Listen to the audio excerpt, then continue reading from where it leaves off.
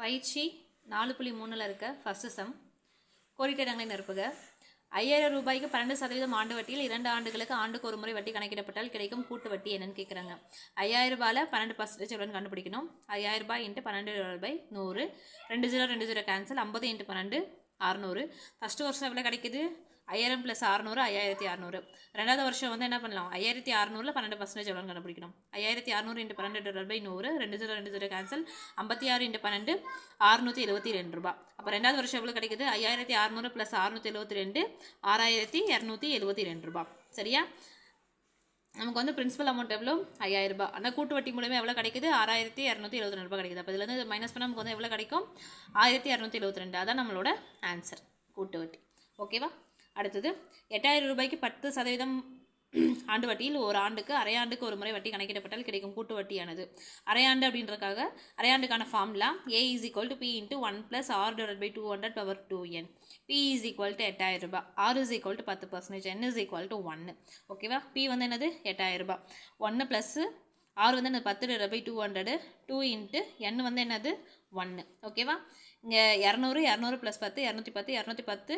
இங்கே வந்து பவரில் இருந்து 2 இருக்குது. அப்போ அது வந்து 2 தடவை போடணும். 210/200 × 210/200 8000. இந்த ஃபுல்லாக கேன்சல் பண்ணால் நமக்கு வந்து என்ன கிடைக்கும் அப்படின்னா 20 × 21 × 21. இப்போ 8820 ரூபாய். நம்மளோட பிரின்சிபல் அமௌண்ட் எவ்வளோ? 8000 ரூபாய் தான். ஆனால் நமக்கு கூட்டு வட்டி மூலமாக நமக்கு எவ்வளோ கிடச்சிருக்கு? 8820 ரூபாய் கிடச்சிருக்கு. அப்போ அதாவது மைனஸ் பண்ணால் நமக்கு வந்து என்ன கிடச்சிரும்? நம்ம எவ்வளோ அமௌண்ட் நமக்கு கிடச்சிருக்கு அப்படின்னு கிடச்சிடும், எக்ஸ்ட்ரா அமௌண்ட்டு. இப்போ அதுதான் வந்து கூட்டு வட்டி. ஓகே, கூட்டு வட்டி = 8000 - 8820 ரூபாய். அப்போ ஆன்சர் வந்து எவ்வளோ? 820 ரூபாய். ஓகே, ஒரு நகரத்தின் மக்கள் தொகை ஆண்டுதோறும் 10% அதிகரிக்கிறது. அதன் தற்போதைய மக்கள் தொகை 26620 எனில் 3 ஆண்டுகளுக்கு முன் மக்கள் தொகை என்ன அப்படின்னு கேட்குறாங்க. இதில் வந்து என்ன ஆகுதுன்னா, இந்த ஃபார்முலா தான். இங்கே வந்து ஏ வந்து கொடுத்துட்டாங்க.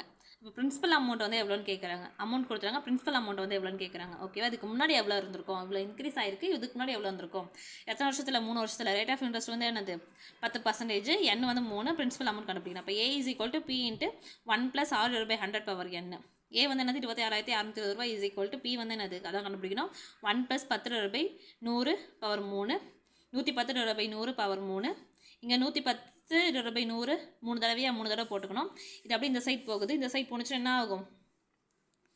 மேலே 100 போயிடும், 110 கீழே வந்துடும். இப்போ இதை ஃபுல்லாக கேன்சல் பண்ணால் நமக்கு வந்து என்ன கிடைக்கும் அப்படின்னா 20 × 10 × 10 × 10. ஆன்சர் வந்து என்னது? பிரின்சிபல் அமௌண்ட் வந்து எவ்வளோ? 20000 ரூபாய். ஓகே, கூட்டு வட்டியானது காலாண்டுக்கு ஒரு முறை கணக்கிடப்பட்டால் தொகையை டேஸ் என்ற சூத்திரத்தை பயன்படுத்தி காணலாம். Answer A = P × 1 + R/400/4n. Okay, 5000 ரூபாய்க்கு 8% ஆண்டு வட்டியில் 2 ஆண்டுகளுக்கு கூட்டு வட்டிக்கும் தனி வட்டிக்கும் இடையே உள்ள வித்தியாசம் கேட்குறாங்க. ஓகேவா? கூட்டு வட்டிக்கும் தனி வட்டிக்கும் இடையே உள்ள வித்தியாசம் formula compound interest - simple interest = P × R/100².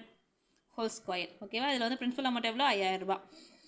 Rate of interest வந்து என்னது? 8%. இந்த ஃபார்முலா யூஸ் பண்ணி நம்ம வந்து ஆன்சர் கண்டுபிடிக்கலாம். ஓகே, 5000 ரூபாய் × 8/100 × 8/100. ஏன்னா 8/100² இருந்துச்சுன்னா 2 தடவை போட்டுக்கலாம். இது ஃபுல்லாக கேன்சல் பண்ணால் நமக்கு வந்து என்ன கிடைக்கும்?